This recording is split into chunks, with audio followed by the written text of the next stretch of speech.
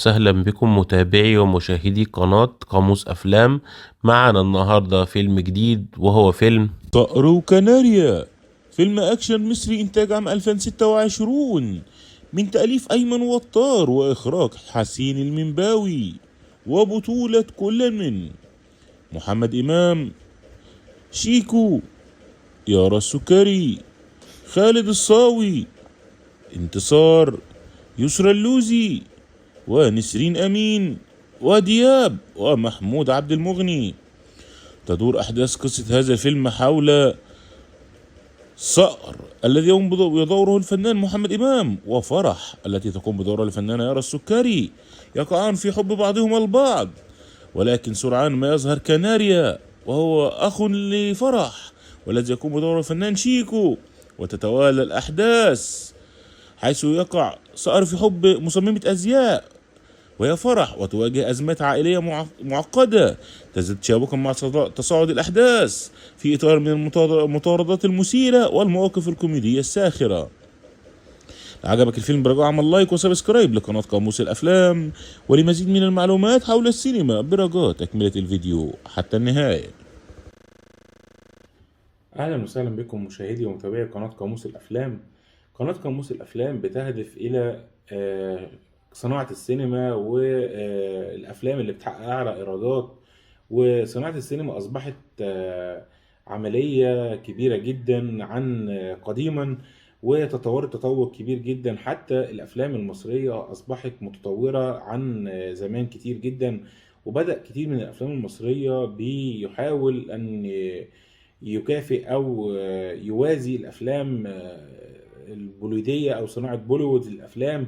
زي كتير من الأفلام حديثا اللي هي زي مثلا فيلم الفيل الأزرق اللي بدأ فيه تطور كبير جدا، وكذلك فيلم موسى في صناعة الروبوت، وشفنا طفرة كبيرة جدا في الصناعة المصرية للأفلام. وكمان على صعيد الإيرادات بدأت كمان كتير من الأفلام المصرية تحقق كتير من الإيرادات، وبدأنا نخش في 100 مليون.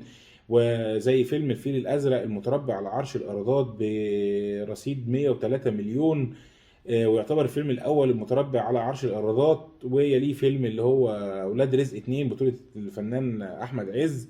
فبقينا نشوف أرقام كبيرة جدا وإيرادات بالملايين، زي ما كنا بنشوف في بوليوود. طبعا بوليوود على صعيد آخر، بوليوود وصناعة بوليوود العالمية اللي هي تعتبر متربعة على عرش الإيرادات بأفلام زي مثلا فيلم أفاتار الإنتاج عام 2009 اللي حقق 2 مليار دولار وكسور، فده برقم مهول جدا. فطبعا الصناعة المصرية بدأت تتطور عن زمان، فبدأت صناعة السينما تاخد شكل كبير من الربح، صناعة الربح، وان بيبدأ صناعة الفيلم بمحتوى او بمبلغ او برقم، وبينتج عنه ارقام كبيرة جدا وارباح كبيرة جدا. فاصبحت صناعة واصبحت مجال تجاري واسع وكبير. فعشان كده تطورت صناعة السينما، وكانت بداية التطور ديت زي ما كلنا عارفين فيلم صعيدي في الجامعة الأمريكية اللي هو بتاع الفنان محمد هنيدي، اللي حقق طفرة كبيرة جدا، حقق حوالي 30 مليون دولار. الفيلم دوت كان بداية الثورة بتاعت صناعة السينما في مصر، واللي حقق أرباح طائلة خلت كتير من المنتجين أو كتير من رجال الأعمال يتجهوا إلى الإنتاج وصناعة الأفلام، نظرا لأنها بدأت تحقق ارقام كبيره جدا عن ذي قبل. فبدات صناعه السينما تتطور عن افلام زمان. طبعا هناك عوامل كتيره جدا بتحكم صناعه السينما، في طبعا الفن الراقي، وفي الافلام اللي هي بتخلد عبر التاريخ.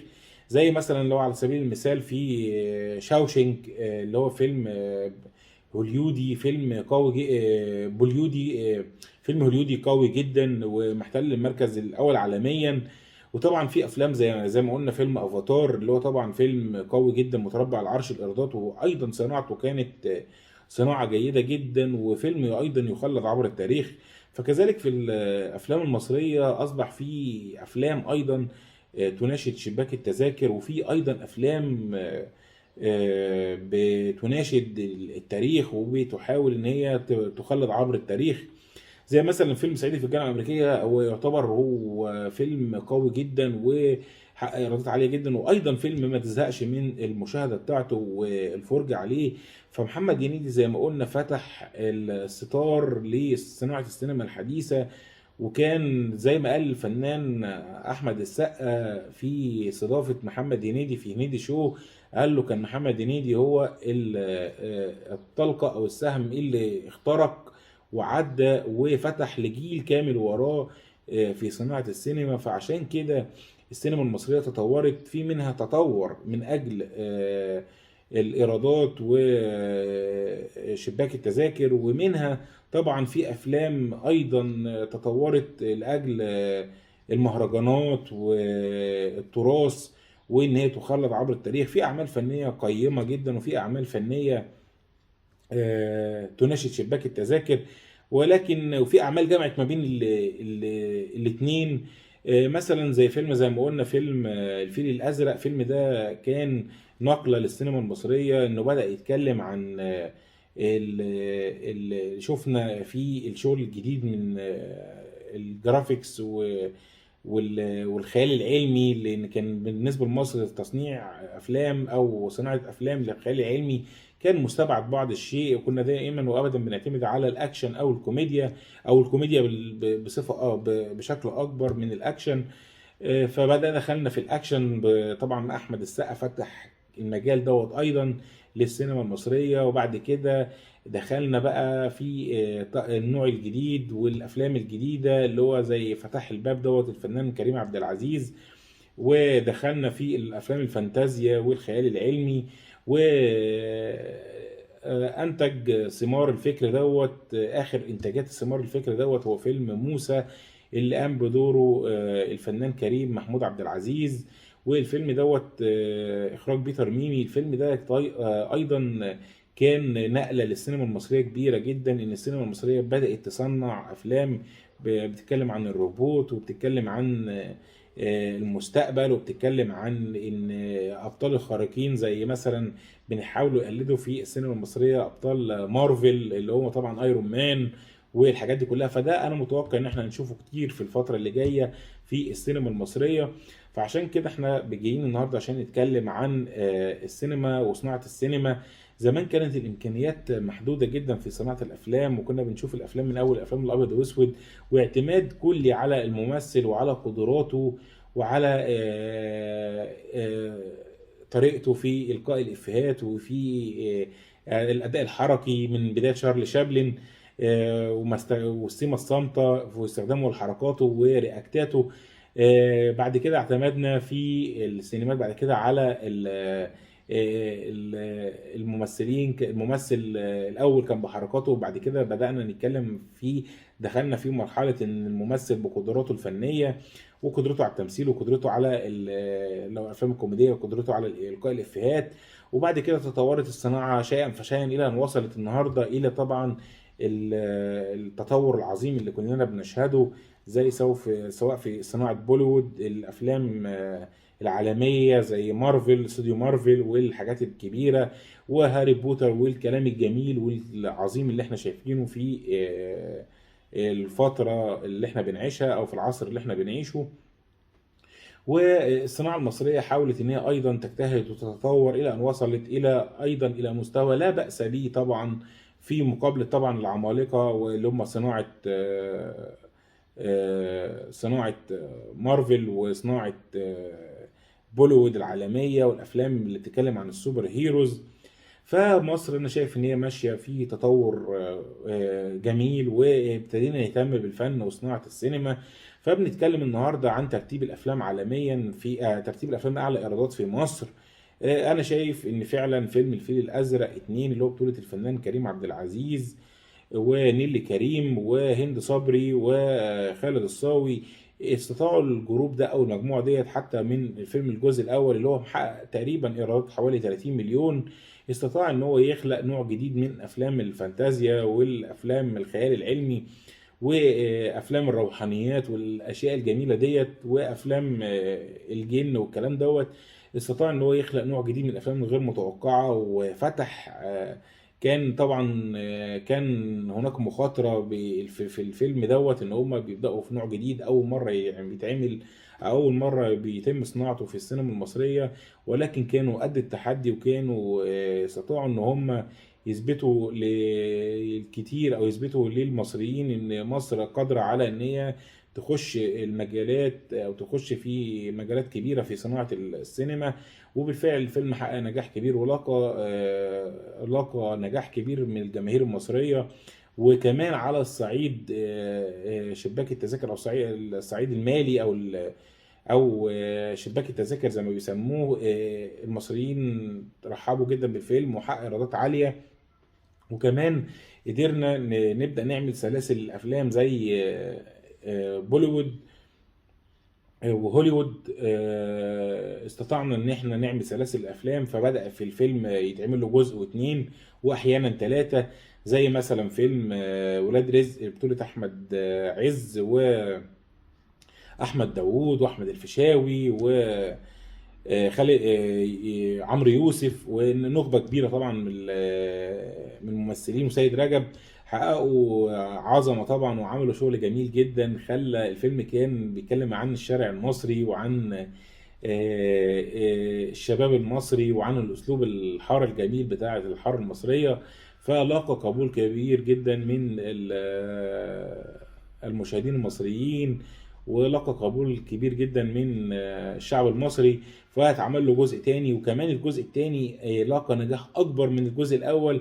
وده اللي احنا بنتكلم فيه، ان مش مهم ان انت تعمل سلسلة على قد ما يكون الجزء الجديد للسلسلة يكون اقوى من الجزء كمان الاول اللي سبب نجاح كبير. فعلا في الحالتين دول او في الفيلمين دول الجزء الثاني تفوق على الجزء الاول. فالجزء الاول من سواء من الفيل الازرق او من ولاد رزق، وايضا الجزيره اتعمل له جزء تاني.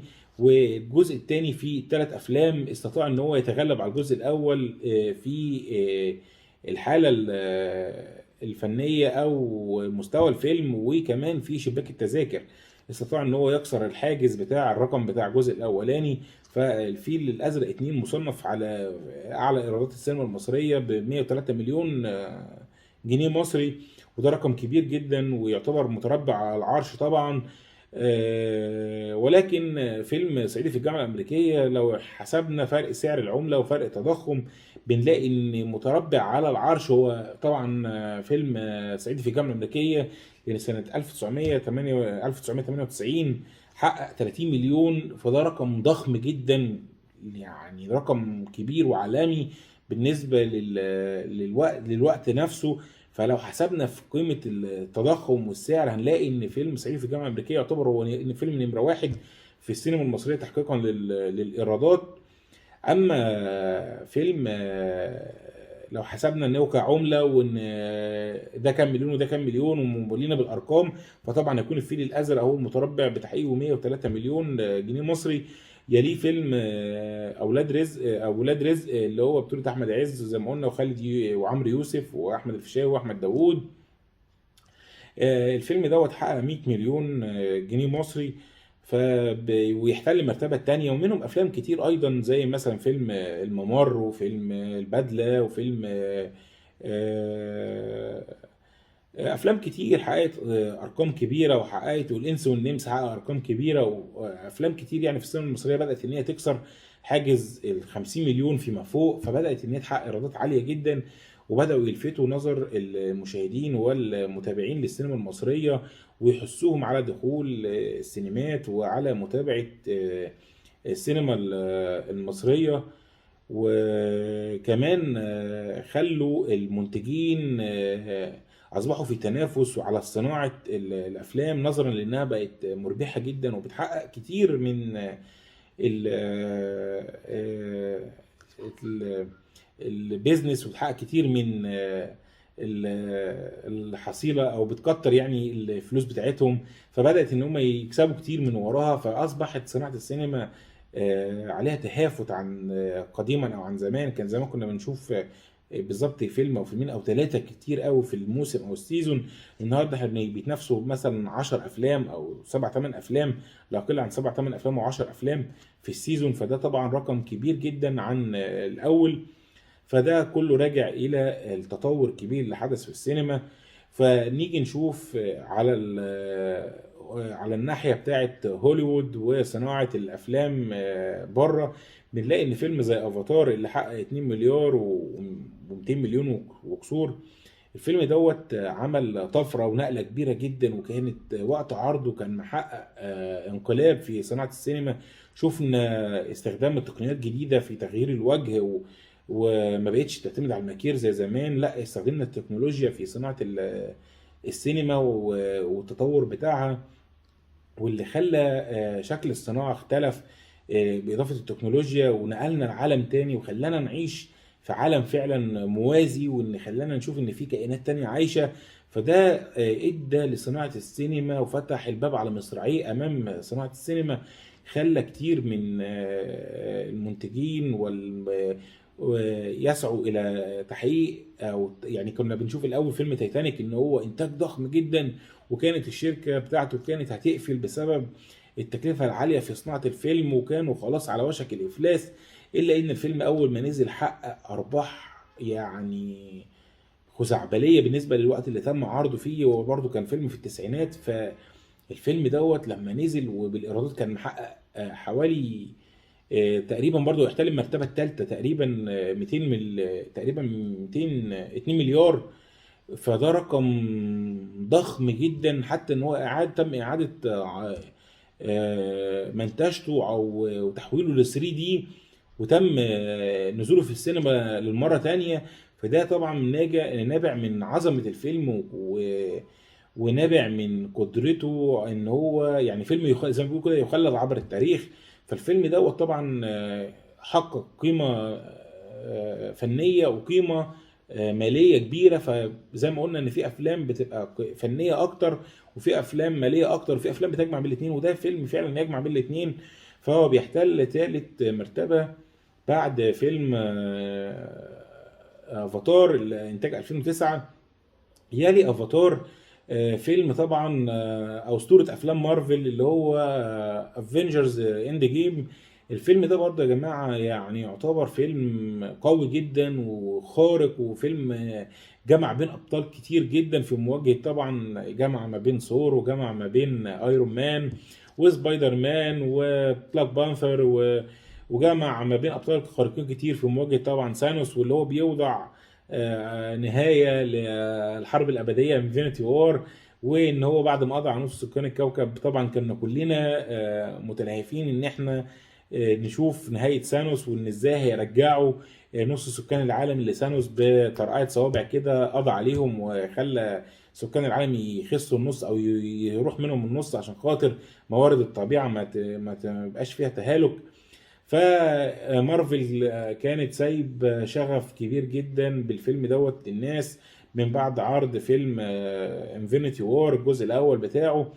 فكان الناس متلهفين جدا للفيلم، وفيلم لاقى نجاح كبير جدا اولا لصناعته القويه، وان هو فيلم قوي جدا كصناعه ك آلات وكمعدات تصوير. الفيلم طبعا اتكلف تكلفة عالية جدا، وكذلك حقق ايرادات عالية جدا 2 مليار دولار وكسور. ده رقم كبير جدا جدا في صناعة هوليوود، ويعتبر متربع على تاني المرتبة التانية او الوصيف بتاع فيلم افاتار.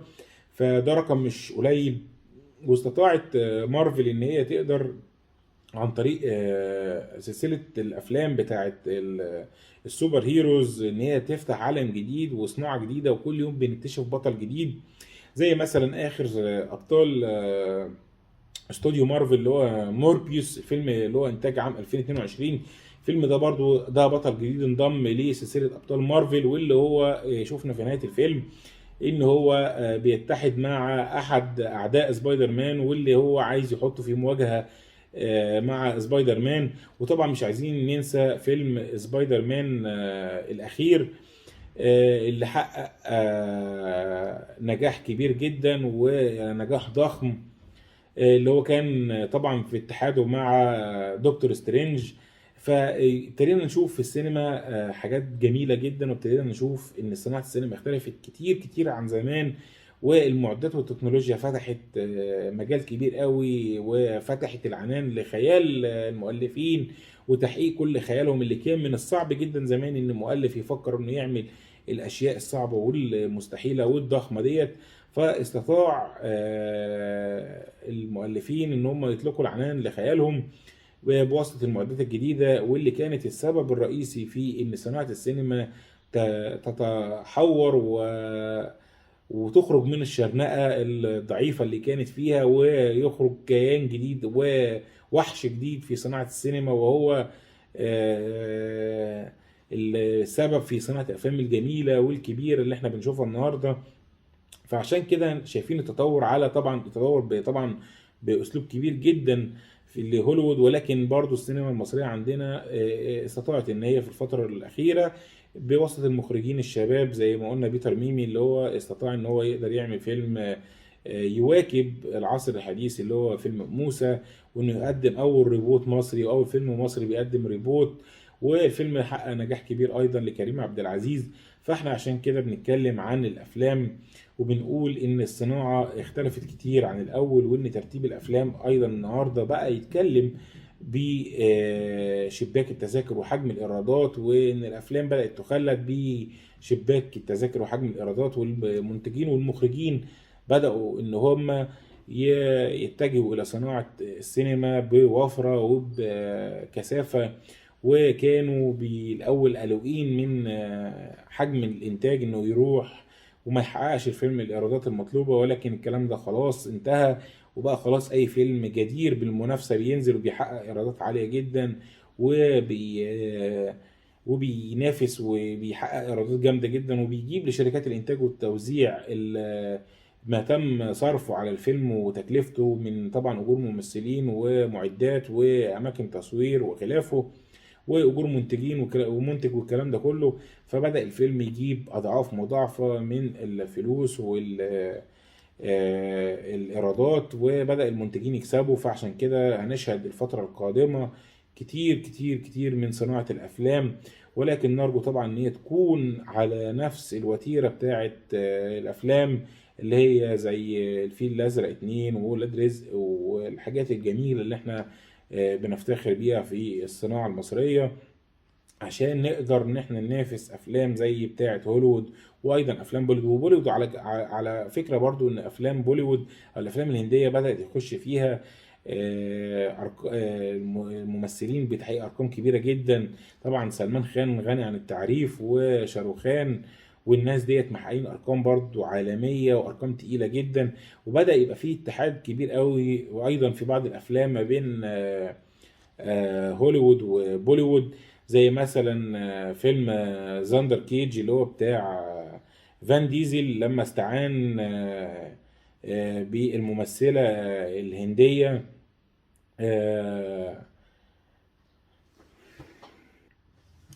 والتحالف ده نتج عنه فيلم قوي جدا وفيلم جميل جدا، وكمان حقق نجاح كبير جدا، وكان إضافة للممثلة الهندية، وكان إضافة للفنان فان ديزل.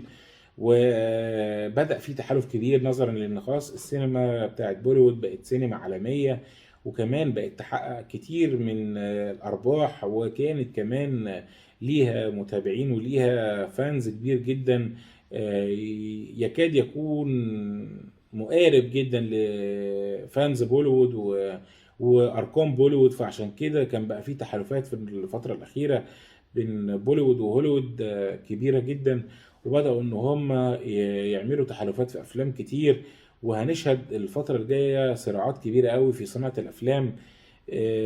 واختلفت كتير قوي ايضا السينما البوليودية عن زمان. زي ما كنا بنشوف في الاخراج زمان كان حاجات ما يعني كانت دون المستوى، في ان قدرات خارقة باسلوب باين قوي ومش حلو، ولكن تطورت بوليوود تطور كبير قوي، وكمان اصبحت الافلام بتتعمل باحترافية شديدة جدا زي افلام هوليوود بالظبط، وبدات ان هي تنافس كمان افلام هوليوود. وبدات في منافسه جميله جدا. فاحنا زي ما قلنا قبل كده ان صناعه السينما تطورت تطور كبير، بدءا من اللي هو السينما الصامتة وحتى الأبيض وأسود، وبعد كده دخلنا في السينما اللي هي بتعتمد على كل قدرات الممثل فقط، وبعد كده انتقلنا إلى الأماكن والإخراج، وبعد كده انتقلنا إلى استخدام التكنولوجيا اللي حقق طفرة كبيرة زي ما قلنا. فعشان كده فن صناعة السينما اختلف عن زمان، وبقى مختلف، وبقى كبير، وبقى مصدر دخل لبعض الدول أيضا. شركات الإنتاج أصبحت مصدر ربح أكتر من، يعني في بعض الأفلام أنا شايفها إن هي مصدر ربح أكتر من مصدر فني. في أفلام بتنزل في السوق المصري بيسموها أفلام شباك التذاكر او الايرادات، او الافلام اللي هي بتاعه الاعياد. احيانا بتنزل بعض الافلام اللي هي ايه، مجرد بتاخد فتره السيزون وبيحققوا منها ايرادات، لكن هي افلام ما بتعيش مع الجمهور، وافلام بتبقى مش عايزين نقول دون المستوى، ولكنها افلام سوقيه اكتر وانتاجيه اكتر وتميل الى الناحيه الماديه اكتر. فالافلام ديت بيبقى عمرها قصير، ولكن ده مؤشر على ان صناعة السينما اصبحت مربحة فوق الوصف عمن ذي قبل. فعشان كده نقدر نقول ان السينما تحولت و تطورت تطور رهيب وكبير. فاحنا بنقول ان لازم كلنا نقدم الدعم للفن والفنانين، ونساعد على تقديم محتوى يليق بينا ويليق ب طبعا اسم مصر العظيم، وان ما يكونش هدفنا دايما تحقيق الربح، ولكن ايضا يكون لينا نصيب في التراث، ويكون لينا نصيب في الافلام اللي تخلد عبر الزمن. وقد زي ما شفنا في الافلام الفترة الحديثة ان كمان احنا استطعنا ان احنا نستعين ببعض الممثلين الاجانب، زي فيلم حملة فرعون استطاع ان هو يستعين بسترونجست مان، اقوى رجل في العالم، واستطاع ان هو يستعين بمايك تايسون. فالفيلم ده برضو حقق كتير كتير من الايرادات وكتير من النجاح. الفيلم ده رغم ان هو حقق نجاح كبير، ولكن كان يعتبر من اجرى الافلام اللي كانت بدأت تستعين بيه نجوم هوليوود وابطال من الخارج. فعشان كده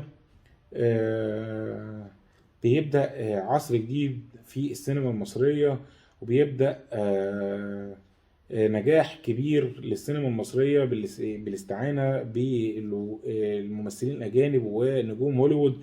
وأيضا هنشوف قريبا نجوم هوليوود بيشاركوا في الصناعة المصرية، زي ما شفنا قبل كده في برنامج رامز كان استعان بشاروخان في أحدى المقالب بتاعته، وكمان رامز السنة دي كان مستعين بجان كلود فان دام في البرنامج بتاعه، عشان خاطر خدعة الموسم ان هو يعمل ان هو بيدعي فنانين مصر عشان يشاركوا في عمل مع جان كلود فان دام. فده زي ما قلنا ان ده اللي شايفه ان السينما بتتجه عليه، ان السينما العالم كلها تقريبا هتصبح في الاخر واحدة، ونجوم العالم كلهم يكونوا واحد، ويبدأوا يستعينوا ببعض في اعمال. زي ما شفنا ان شاروخان وكاجول قدروا ان هم ينزلوا مصر هنا ويصوروا في الاهرامات ويتكلموا عن مصر، وبدأ يبقى لقوا ان ليهم فان كبير او جمهور كبير في مصر. كمان المؤتمر اللي اتعمل في الجونة بواسطة نجيب ساويرس، واستعان وأهدى تكريم للفنان الكبير سيلفستر ستالون. وسيلفستر ستالون في كلمته لما قال احنا ما كنتش اعرف ان ليا جمهور كبير قوي كده في مصر، فاكتشف ان المصريين بدأوا يطلعوا على اعمال كتير من اعمال الخارج، وان هم معجبين بأعماله، وإن هم ليهم حب كبير للفنانين بتوع هوليوود. فعشان كده بدأنا نشوف ان العالم كله اصبح قرية صغيرة، وان الفنانين سواء هوليوود او بوليوود او الفنانين المصريين، اصبح العالم كله بواسطة الانترنت وبواسطة ان العالم كله بقى خلاص واحد، بدأوا يبقوا معروفين، وبدأت صناعة السينما تقريبا هتتحد وتقريبا هتبقى خلاص يعني قد ان احنا نشوف المستقبل ان انتهت بوليوود وهوليوود وكده، بقى اصبحت سينما واحده ويصبح العالم كله واحد. وهتلاقي ان الفنانين كلهم اصبحوا نجوم عالم، وان هم كلهم يقدروا يمثلوا مع بعض في اي، ما بيبقاش في تفرقه بهوليوود وبوليوود، ان الفيلم ممكن يتعرض في جميع انحاء العالم اول ما ينزل. زي دلوقتي الفيلم دلوقتي بينزل سواء هوليوود او بوليوود، بينزل يتعرض في جميع انحاء العالم. يعني بيبقى معروض في الصين، في مصر، في الكويت، في الامارات، في دبي، في الهند، معروض في العالم كله طبعا. فانا اقصد ان هيصبح الممثل هيبقى على لقب ممثل عالمي، او مش هيبقى فيه خلاص تفرقه ما بين بوليوود وهوليوود والسينما المصريه. طبعا قد نرى الكلام ده في المستقبل القريب مش البعيد ان شاء الله. فابتدينا نشوف التحالفات ديت بدأت تعمل طفرة، بتخلي المشاهدين، وبتخلي نسبة المشاهدة عالية، وبتخلي كمان شباك التذاكر بيكون مضمون اكتر ان الفيلم بينزل يحقق ايرادات عالية جدا، غير الافلام اللي هي التانية. مثلا لما تكون انت طبعا مستعين بنجوم عالميين ونجوم مع نجوم المصريين، فبتلاقي ان الفيلم لما بينزل الافيش بتاعه والبوستر بتاعه عليه طبعا النجوم المفضلين ليك زي سيلفستر ولا فان دام ولا مايك تايسون ولا اللي هو ذا ماونتين سترونجست مان والناس ديت، بتلاقي نفسك ان انت طبعا متشوق ان انت تخش الفيلم. فعشان كده بيخشوا ملايين وبيحقق ملايين، وهيبقى بعد كده بالبلايين مش المليارات وبس. فطبعا السينما خدت محور جديد وخدت شكل جديد. وطبعا زي ما قلنا ان بيرجع للكلام ده كله التطور التكنولوجي الكبير اللي حصل في الصناعة، وان المنتجين لما شافوا طبعا الارقام وشافوا ان صناعة السينما اصبحت صناعة رائجة، واصبحت من اكتر كمان البيزنس اللي بيحقق نجاح ونجاح سريع، ودورة راس مال قليلة كمان، مش دورة بعيدة.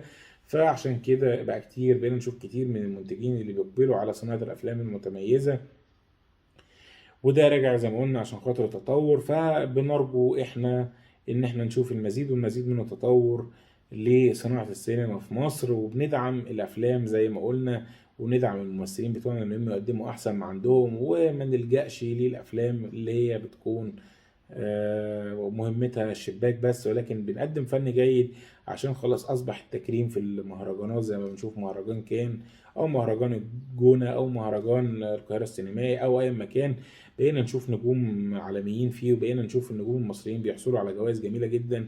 وبقينا نشوف في مهرجان كان فيلم مثلا زي فيلم ريش، اللي هو يعتبر فيه ممثلين مثلوا لأول مرة.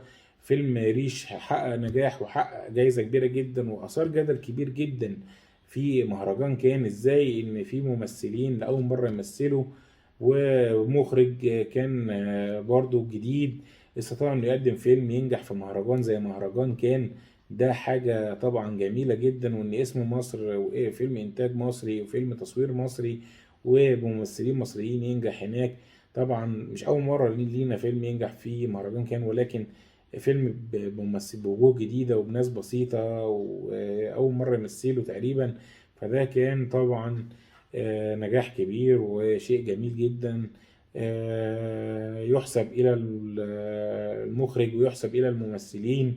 فاحنا عايزين نشوف كلام كتير من دوت، عايزين نشوف النجوم بتوعنا دايما متكرمين وفي المهرجانات، زي مثلا شفنا في المهرجان الأخير اللي كان موجود فيه جون ترافولتا وكان موجود فيه سلمان خان بصحبة نجومنا.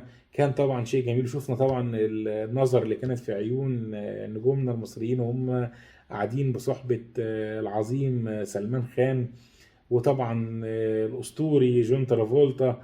وشوفنا ازاي الممثلين كانوا متهافتين على ان هم يتصوروا معاهم، وان هم كانوا قاعدين زيهم نجوم بيمثلوا اسم مصر وبيتصوروا معاهم. فده شيء جميل طبعا وشيء عظيم، وبيدل ان احنا دايما كده في تطور، وان احنا صناعة السينما عندنا ان شاء الله تكون احسن واقوى من كده، وهنكسر حاجز مش ال 100 مليون وال 200 مليون، ممكن في يوم من الايام نكسر حاجز المليار والاتنين مليار. وده كلام مش بعيد، ده كلام قريب جدا، وكلام مش صعب تحقيقه، لا ده بسيط تحقيقه. لكن محتاجين احنا نطلق العنان للمفكرين والمؤلفين، ونطلق العنان للصناعة، ويكون في دعم كبير ومساندة طبعا من جانب الدولة بتسهيل القيام بعمل فني عظيم يجمع بين أساطير الممثلين والقدرات العالية في التمثيل، عشان نقدر نعمل عمل فني ممكن يصنف عالميا رقم واحد. ليه لأ؟ مش مستحيل ومش صعب ان احنا نشوف حاجة زي كده، وان احنا نحس في يوم من الايام ان مصر خدت تصنيف عالمي في فيلم عالمي. يعني مثلا كان عمر الشريف مصنف ان هو فنان عالمي جميل وشارك في عديد من الافلام، وشوفنا مثلا فنان زي خالد النبوي لما عمل فيلم عالمي كان بيشارك فيه في دور لصلاح الدين، اللي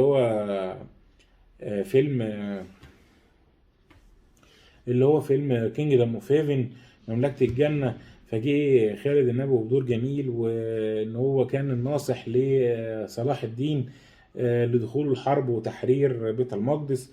فالادوار ديت والحاجات الجميلة ديت اللي بنشوفها بتسعدنا جدا، وبتخلينا نعرف ان احنا في يعني نتشرف بالممثلين بتوعنا، وان احنا هنقابل جمهور سعيد بالاداء وبالمستوى اللي فيه نجومنا، ويخلي مصر دايما في الصدارة. وطبعا مصر أم الفنون، ومصر حققت كتير من النجاحات في مجال الفنون، ومصر من أول الدول اللي فيها نجوم عمالقة ونجوم قدموا كتير للفن، سواء في المجال صناعة السينما أو المجال الصوتي في الغناء.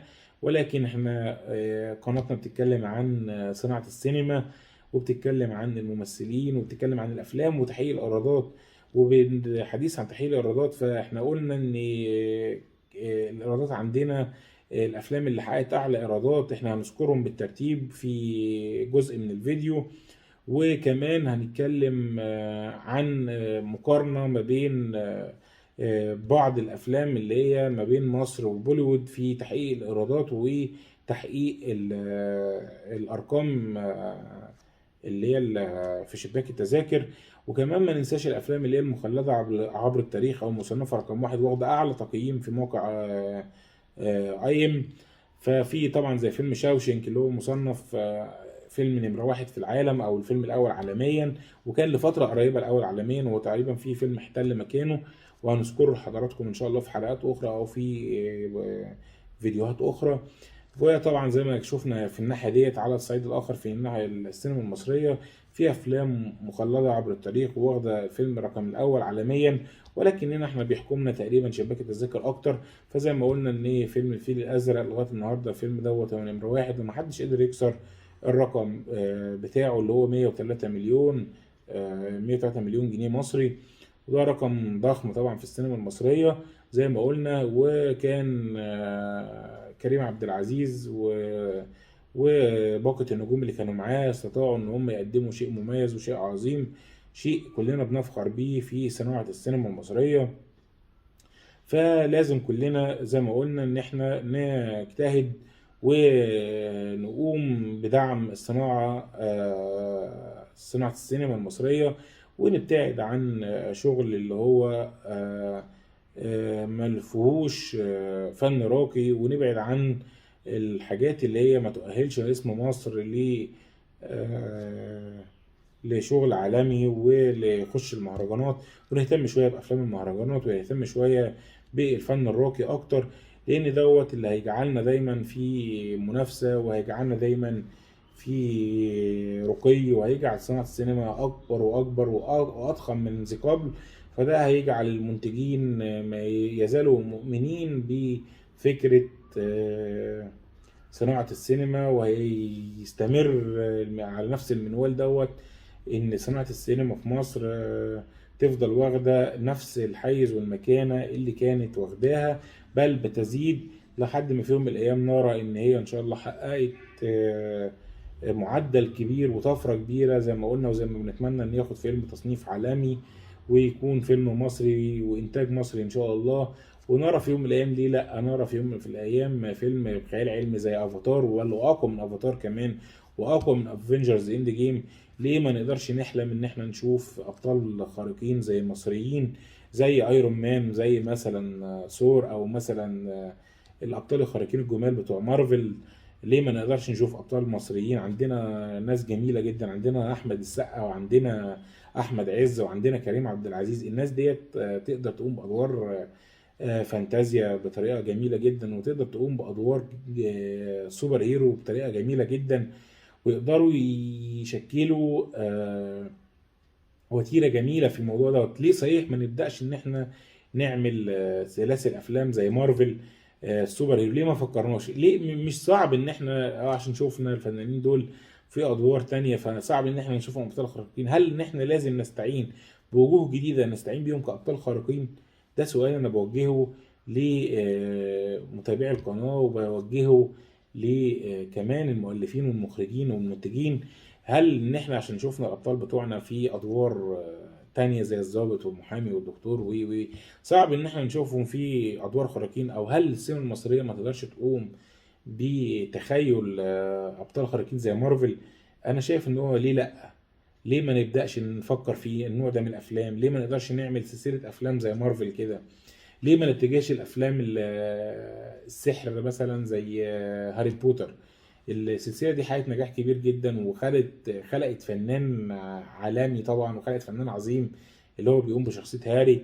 وطبعا زملائه معاه بداوا من هم اطفال صغيرين في السلسله ديت، وكبروا معاها، والسلسله كبرت معاهم وحققت نجاح كبير وضخم ونجاح مشرف طبعا. وافلام الثمان اجزاء بتوع هاري بوتر افلام مخلده عبر التاريخ وعبر الزمن طبعا. وحتى احنا بنشوف النهارده لغايه النهارده في افيهاتنا في الافلام المصريه لما بيجي يتكلم في مسلسل الكبير السيزون الجديد اللي هو في رمضان، جاي بيتكلم بيقول اسماء ما ينفعش نذكرها زي فولدمورت. فده طبعا يعني سخريه جميله جدا من الفنان احمد مكي على القطعه ديتها وعلى الشخصيه ديت. طبعا ده لنجاح الشخصيه، لنجاح يعني مين في العالم كله ما يعرفش اسم هاري بوتر؟ مين في العالم كله ما يعرفش اسم لورد فولدمورت؟ فطبعا الشخصيه لما بتنجح بتعيش عبر الزمن، بتخلد عبر الزمن، بتسبب ان يعني من اطفال من صغيرين لجيل كامل او جيل كامل مش هينساها. ولو الجيل اللي بعده هيكون عايش ان بيسمع حكاوي عن هاري بوتر او يسمع حكاوي عن لورد فولدمورت، فيقول له ايه ايه هاري بوتر ده؟ يقول له لا ده حاجه عظيمه قوي، ده حاجه جميله قوي، اتفرج عليها وشوفها. هتكون افلام عايشه، هتكون افلام مستمره لجيل بعد جيل. يعني مش شرط الجيل بتاعنا ولا الجيل اللي قبله اللي عاش هاري بوتر وبدايه السلسله من سنه 2000، لا لا لا، ده ممكن سنه 2080 و2090 سنه 3000 ممكن تسمع عن ان في حد بيتفرج على هاري بوتر. طبعا ممكن تسمع ان في ناس بتتفرج على سلسله مارفل. طبعا هيكون في ناس بتتفرج على الكلام الجميل ده. ازاي يكون في شيء بالعظمه دي؟ يعني تعالوا نتخيل كده ان احنا فيلم مثلا زي افاتار او فيلم زي افنجرز اند جيم، الاثنين دول انت عايز تفهمني ان حتى بعد 100 سنه في ناس مش هتتفرج عليهم؟ لا طبعا. ازاي الافلام دي هتعيش؟ ليه؟ لان هي فن بجد، وفن راقي، وانتاج كويس، وممثلين قاموا بادوار عظيمه جدا واجتهدوا جدا وكانوا بيقدموا احسن ما عندهم. عشان كده الفيلم طالع بالصوره اللي احنا شفناها. وكمان اي نعم هتكون التكنولوجيا اعلى في الفتره اللي جايه، او اي نعم هتكون افلام المستقبل طبعا بتكنولوجيا اعلى، ولكن مش معنى كده ان الافلام دي هتندفن. لا طبعا، ده في افلام التاريخ بتعيش. يعني احنا مثلا عندنا في السينما المصريه افلام عايشه عبر الزمن. يعني مثلا فيلم صلاح الدين ده، طبعا اي حد يتفرج على صلاح الدين مهما كان عدى الزمن، لما يجي بيدرس في الكتب يسمع عن صلاح الدين هيجي يلاقي ان في فيلم مصري اتعمل لصلاح الدين. يتفرج على فيلم بيدرس قصة قطز وبيبرس والزهر بيبرس، هيلاقي نفسه ان في فيلم اسمه وائس نماء بيحكي عن قصة صلاح الدين وقطز، قصة الزهر بيبرس وقطز. فالافلام التاريخية او الافلام اللي هي بتكون مخلدة عبر التاريخ هتعيش. مش الجيل ده بس ولا الجيل الحالي ولا الجيل اللي بعده، لا ده الاجيال اللي جايه كلها تعرف عنها وهتشوفها ان هي افلام عظيمه تستحق المشاهده وتستحق مننا ان احنا نشوفها وان احنا نعرف عنها وان احنا نسمعها. فالكلام دوت بيتم امتى، او الكلام دوت بيعيش ازاي؟ في شروط لان الفيلم يعيش عبر الزمن، وهي انتاج كويس، ممثلين على قدر من الحرفية وعلى قدر من الرغبة في تقديم شيء عظيم وشيء جيد. فالناس ديت تقدر ان هي تحقق فيلم عالمي يعيش عبر السنين ويخلد عبر الزمن. ومش كده وبس، لا ده يحقق نجاح يفضل عبر الزمن كامل، ويحقق ايضا ارباح تعوض كل شيء اتصرف او كل مبلغ اتصرف، وتعوض ارباح خياليه تضر على المنتج وتضر على شركه الانتاج وشركه التوزيع، وتخلي الصناعه ده بقى تقوم على صناعه السينما حاليا. بعض الدول النهارده تقدر ان هي تقوم تشتغل او تقدر ان هي تقوم اقتصادها على صناعه السينما فقط. يعني بعض الدول النهارده تقدر تقوم يكون مصدر الدخل الرئيسي لها صناعه السينما. صناعه السينما النهارده بتتكلم في ارقام خزعبليه، بتتكلم في ارقام خياليه. فليه ما نبقاش احنا مثلا نحط ده من ضمن الدخل القومي بتاعنا؟ ليه ما نقدرش ان احنا نعمل افلام تتعرض في جميع الدول العربيه والخارجيه ايضا وتحقق نجاح كبير وتجيب لنا وتجيب للدوله وتجيب للناس ارقام كبيره؟ وليه ما نقدرش نعمل؟ نقدر، ولكن احنا عايزين اهتمام اكتر، وعايزين دعم اكتر، وعايزين تكنولوجيا اكتر، وعايزين فكر اعلى، وعايزين ان المؤلفين بتوعنا يخرجوا بره الاستنباط ويخرجوا بره يشوفوا فكرة بره الصندوق ويطلقوا العنان لخيالهم. وليه لا ما نشوفش زي ما قلنا السوبر هيرو؟ ليه ما نشوفش افلام بتتكلم عن البعد التاني زي ما شفنا في دكتور سترينج؟ ليه ما نشوفش افلام مصرية بتتكلم عن الكواكب الاخرى؟ الموضوع ده مش سخرية. ممكن كتير مننا على فكرة يشوف ان الموضوع ده سخرية. لا، هو مش سخرية، هو موضوع طب ما انت بتتفرج على الافلام بتاعت بره بتبقى مبسوط وقاعد بتشوف ايه الفكر، والله ايه ده في بعد اخر، ايه ده في نفس الشخصيه بتاعتي في زمن تاني. ليه ما شفناش فيلم مصري بيتكلم عن نفس الموضوع او نفس القصه؟ مش صعب ومش بعيد علينا، لا ده سهل وقريب جدا ممكن نشوف حاجه زي كده.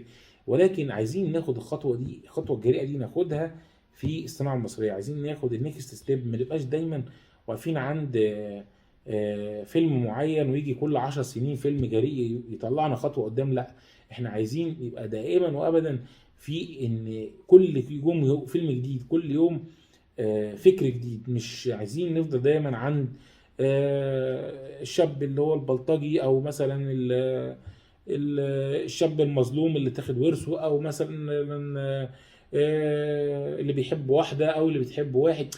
الحاجات دي اتعمل منها كتير قوي وخلاص، يعني خلاص تشبعنا. مش عايزين نقول زهقنا عشان طبعا لا، ولكن تشبعنا بالفكر دوت وتشبعنا بالنمط دوت. عايزين نرتقي لفكر اكبر وشغل اعلى.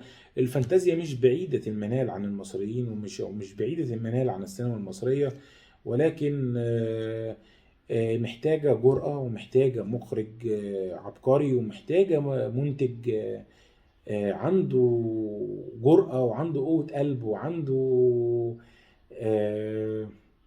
تحدي، روح التحدي، وعايز يسجل حاجة ليه في التاريخ، مش مجرد فيلم ينزل يحقق المراد منه ان هو يجيب الفلوس اللي صرفت وزيادة شوية وانتهينا على كده. لا، احنا عايزين نفكر هو اي شيء بيبدأ كحلم. عايزين نفكر في الحلم، نفكر ازاي ان احنا نبص لقدام ونشوف هدف بعيد صعب المنال.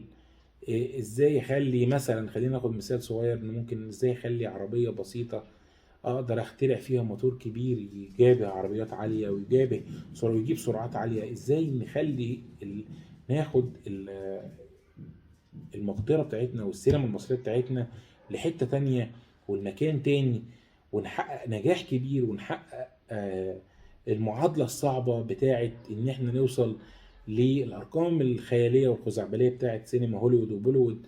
فده مش بعيد وده مش صعب، ولكن محتاج مننا ان احنا نفكر بره الصندوق ونفكر بجرأة وننزل بأفلام ونعمل أفلام ونصنع أفلام نستعين بالمعدات بتاعتهم اللي بره. ايه المشكله ان احنا نجيب معدات احدث؟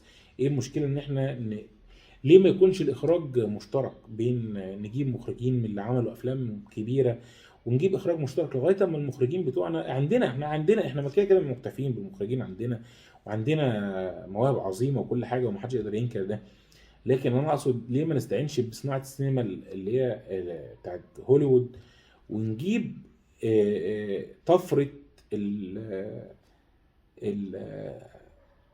صناعه السينما بتاعت هوليوود دي، ونجيب الطفره دي عندنا ونحاول احنا كمان نضيف عليها من الطعم بتاعنا ومن السياق بتاعنا ومن الاسلوب بتاعنا، ونطلع حاجه اعظم ونطلع حاجه احسن. الكلام ده كلام مهم، والكلام ده كلام كبير، والكلام ده هيخلينا في حتة تانية جدا في صناعة الافلام. ومش بعيد ان احنا نعمل ده. احنا عندنا القدرة ان احنا نعمل ده، وعندنا الامكانيات ان احنا نعمل ده، وعندنا الماديات ان احنا نعمل ده. ولكن مش عارف اذا كان الكلام ده، اكيد مش انا لوحدي اللي فكرت فيه، واكيد مش انا لوحدي اللي نفسي فيه طبعا. ناس كتير مننا نفسها تعمل ده، وناس كتير مننا نفسها تشوف ده. ولكن هي طبعا زي ما قلت بترجع لعدة عوامل: قوة القلب بتاعت المنتج، والرغبة من الممثل، والقدرة بتاعته ان هو يغير من جلده، وان يعمل بدل ما بيعمل الادوار اللي بقت سهلة عليه، الضابط والحبيب والدكتور والمحامي والكلام ده كله، انه يعمل شخصية جديدة، شخصية فانتازيا، سوبر هيرو. مش في كتير يخاف منها، هي خطوة جريئة، ولكن وكتير هيخاف منها لما طبعا يتعرض للسخرية، او ان هو يتعرض لخسارة فادحة مادية فتقضي عليه. ولكن هي على قد ما هي خطوة فيها كتير من الريسك وكتير من المخاطرة، ولكنها ايضا هي خطوة فيها قد تصيب وتسبب الكثير من النجاح والكثير من التقدم، وتخلي الفيلم دوت يتربع على عرش الافلام اللي موجودة عندنا، بل ممكن ان هو يتربع على عرش الافلام اللي موجودة في العالم. ليه لا؟ عندنا ممثلين استطاعوا ان هم يمثلوا مع اجانب، استطاعوا ان هم يمثلوا مع مخرجين عالميين، استطاعوا ان هم يشاركوا في الافلام العالمية. فليه ما نستغلش الناس ديت في ان هم يحققوا المعادلة الصعبة ديت، ونقدر ان احنا نشارك في الافلام الخيالية او افلام البعد الاخر، ونعمل افلام جميلة. تعالوا نتخيل كده ان مثلا فنان زي احمد عز يعمل دور ثور. مش بعيد. طب ما هو عمل فيلم، ما هو عمل قلد جوني ديب، قلد جوني ديب في بارتس اوف كاريبيان، قلده في اعلان كنتاكي، كان على فكرة كان دمه خفيف. طيب تخيل ان احمد عز يعمل دور ثور، او مثلا كريم عبد العزيز يعمل دكتور سترينج. اوه، يعني لو كريم عبد العزيز يعمل دكتور سترينج، ده يبقى عظمة، هيقدم عظمة. كريم عبد العزيز هيعمل عظمة. يعني تعالوا، انا بوجه الرسالة دي لكريم، الفنان كريم عبد العزيز: ليه ما تمتعناش بدور دكتور سترينج يا كريم؟ ليه ما تعملناش العظمة دي؟ يعني انت مثلا لو عملت دكتور سترينج انت هتكسر الدنيا. لو عملت فيها دور الساحر اللي هو بيتعامل مع البعد الاخر والنظام، والله هتكسر الدنيا. بس هي طبعا خطوة جريئة، هي خطوة محتاجة قلب جديد ومحتاجة دعم كبير. ولكن ليه لا؟ ليه عندنا فنانين كتير؟ يعني احنا تشبعنا من الكوميديا يا جماعة. يعني حلوة قوي الكوميديا، تشبعنا بيها وكل حاجة وظريفة، وممكن يكون موجود. ليه ما يكونش موجود برضه كوميديا؟ بس ليه ما نشوفش حاجة زي كده؟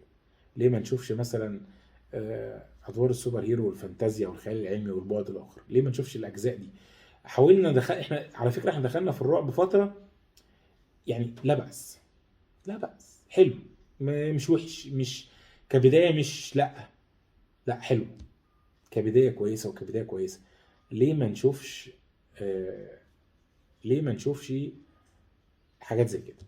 ليه ما نشوفش احمد عز في دور ثور مثلا؟ ليه ما نشوفش مثلا احمد السقا في دور بلاك بانثر مثلا، او في دور ايرون مان؟ ده انت راكب ايرون مان يا اخي. اه والله يبقى راكب. طب ليه من كريم عبد العزيز دكتور سترينج مش روعه؟ تخيلوا كده معايا المنظر بتاع كريم عبد العزيز، شويه الشعر الابيض هنا، ولابس، لا لا لا لا لا. كلام جميل قوي، كلام جميل قوي، كلام كبير قوي. هيبقى حلو وهيسبب نجاح كبير وهيحقق نجاح خطير كمان. فانا شايف ان احنا الفتره اللي جايه عايزين نحقق اضافه، عايزين نحقق آه، اهداف تانية، عايزين نخش بوابه تانية، عايزين نعمل عظمه زي ما بيقولوا بالعاميه. عايزين نعمل عظمه، عايزين نعمل شغل جميل، عايزين نعمل اداء عالي، عايزين ننافس ال- السينما المصريه. من زمان كانت بتقدم فن راقي. السينما المصريه كانت من زمان بتقدم فن عالي. يعني لا، حتى في الغنى كان عندنا عبد الحليم وكان عندنا ام كلثوم. طفرات، طفرات. الناس دي اتسمعت عبر العالم، حتى رغم ان ما كانش فيه تواصل زي دلوقتي، ولكن الناس دي اتسمعت عبر العالم. ليه؟ لان هم كانوا اساطير. عايزين نكون اساطير زيهم في الفن. عايزين نقدم فن راقي، فن عالي. عايزين نوري الغرب ان احنا عندنا العقول وعندنا الامكانيات وعندنا الممثلين وعندنا الفكر اللي يخلينا ان احنا، لا انت عملت افنجرز بصورة، انا ممكن اعمل افنجرز بصورة تانية. يعني ليه مثلا هو يعني مثلا خلينا نتكلم عن ان السحر مثلا عندنا، بنتكلم اتعملوا كام فيلم بالظبط على بعض. الشعوذة فيلم، جن الانس والجن، اتعمل مسلسل المداح. هو حماده هلال بيقدم جميل. حماده هلال السنه دي مقدم برضو عظمه. مسلسل المداح سواء الجزء الاول او الثاني كويس وفكره حلو وراح لحته جديده، وحته جديده على حماده هلال. يعني لما شفنا ان حماده هلال اشتغل على نفسه في المسلسل دوت طلع شيء جميل. والسنه دي ايضا مسلسل المداح السنه دي رمضان 2022 مقدم شيء جميل ومقدم شيء راقي ومقدم حاجه عجباني بره الصندوق وبره الشغل اللي هو معهود على المسلسلات. مقدم شيء حلو. ليه بس هو بصوره، انا شايف ان هو بصوره مبسطه. ليه ما نوسعوش؟ ليه ما نكبروش؟ ليه العنان بس بيبقى الاطلاق العنان ليه بس بيكون للغرب؟ ليه ما يكونش للمصريين؟ ليه ما يكونش للفن المصري؟ ليه ما يكونش للثقافه المصريه؟ ليه ما نفكرش ان المداح في يوم من الايام يقدر يطلق العنان؟ مش هنضحك على فكره يا جماعه، ده مش هيدعو للسخريه، مش هنضحك عليه. ليه ما يكونش ان هم بيفكروا في كده؟ طب احنا ليه احنا لما بنشوف فيلم ما بنسخرش منه؟ عشان احنا مصدقين الاجانب وان هم عندهم العظمه ديت وان هم يقدروا على الكلام ده؟ لا. طب ما احنا ايه يعني لو عملناها؟ ايه لو عالم قدر يقرا واحد زي كريم عبد العزيز عمل دكتور سترينج؟ ايه يعني انه ساحر قدر يوصل للتسخير الطاقات والبعد الاخر والكلام؟ ايه ليه؟ ليه صعب؟ ليه مش هيبقى كويس او ليه مش هيعجب الناس؟ لا بالعكس، هيعجب وهيقدم شيء جميل وهيقدم شيء راقي. فاحنا لازم نتجه لده. لازم نشوف ان ده هدف جديد لازم كلنا نتحرك عليه.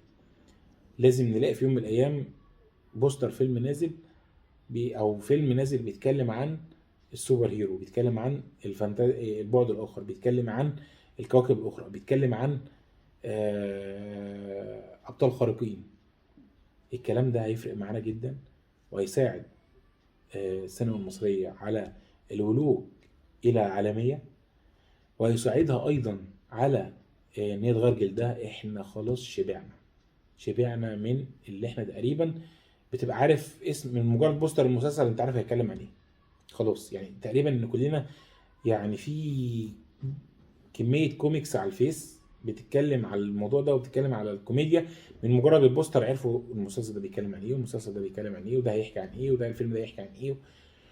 لان احنا عارفين ان احنا بنخاف من الجديد، عارفين ان احنا بنخاف نقدم كل ما هو جديد. لا احنا ايه، عارفين ان افلام الاكشن هتجيب مثلا كذا، خلاص يبقى نعمل بطل اللي هو ايه، اللي هو يضرب له 2 3، يضرب له مش عارف مين، يرجع حقه ويرجع حق مراته ويرجع حق. اسطمبة. بقينا خلاص في اسطمبة. طيب نكسر ده ازاي؟ زي ما قلنا الفكر الجديد اللي هو نتجه. حتى ما احنا بنقلد، طب ما احنا كتير قلدنا افلام كتير خدناها كوبي بيست. نهاية تتم الزين اتعملت الحرب العالمية الثالثة، وعلى فكرة حقق نجاح كبير جدا.